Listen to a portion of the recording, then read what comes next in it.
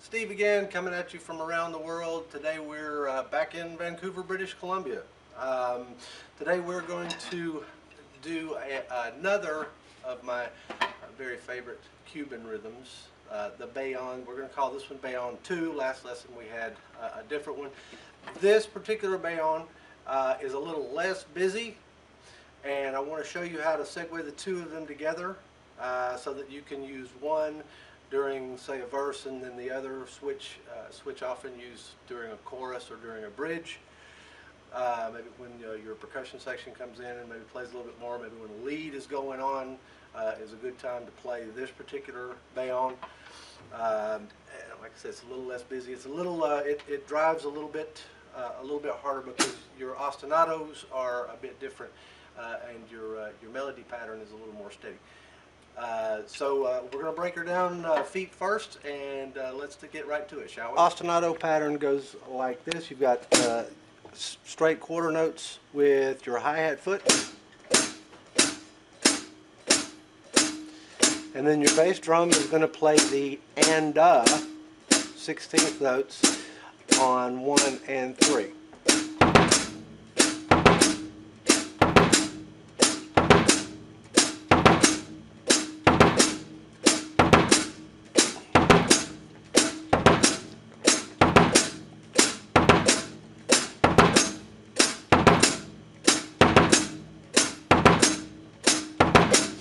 And I'd recommend just sit for a while.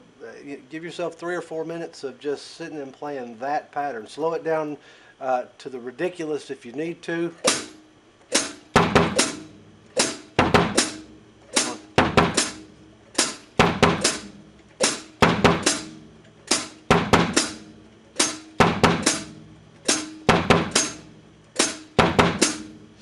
Okay, and then moving to the right-hand cymbal pattern. Personally, I like to do this. Is keep this on a cymbal. You could do it on a cowbell. I think it sounds better on the apex of the cymbal.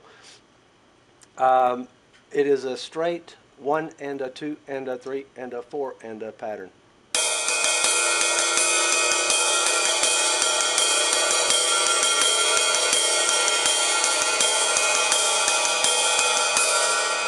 So playing that against the ostinato is going to sound like this.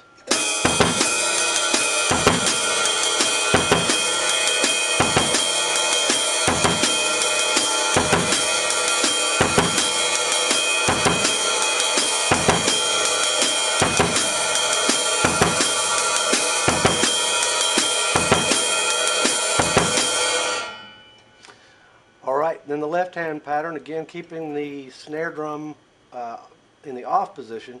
That's my preferred way to do it. Of course, you don't have to do it that way, but I prefer the sound. Your left-hand pattern will sound like this.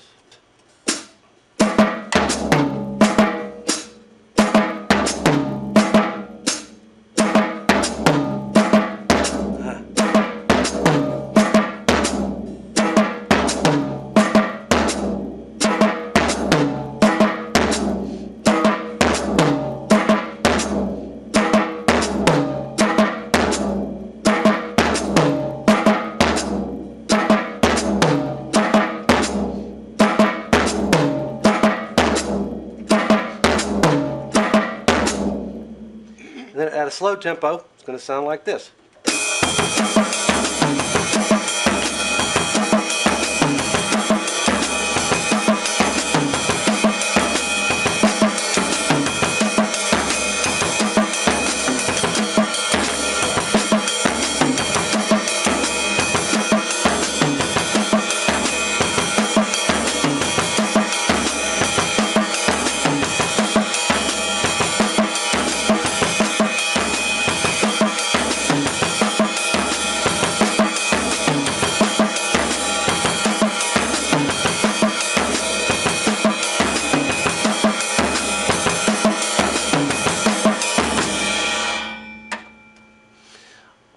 And then taking the Bayon from last week and using the two together in a segue, it's going to sound like this. You'd want to put some kind of a short fill in between, of course. It doesn't have to be anything fancy.